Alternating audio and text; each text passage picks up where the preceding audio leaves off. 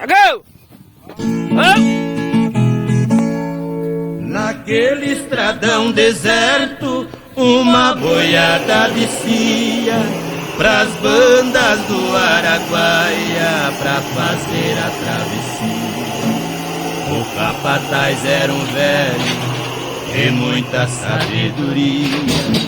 As ordens eram severas e a pionada obedecia. O ponteiro, moço novo, muito desembaraçado, mas era a primeira viagem que fazia nesses lados.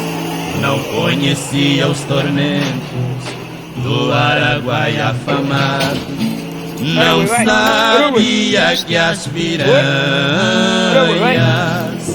eram um perigo danado.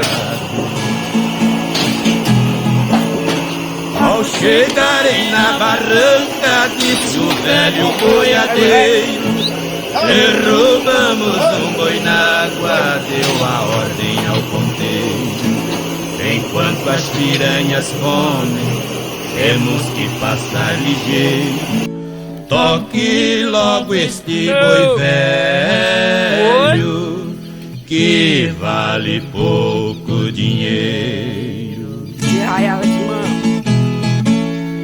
Era um boi de aspa grande, já ruído pelos anos.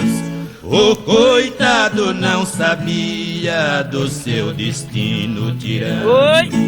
Sangrando por ferroadas, no Araguaia foi entrando. As piranhas vieram loucas e o boi foram devorando.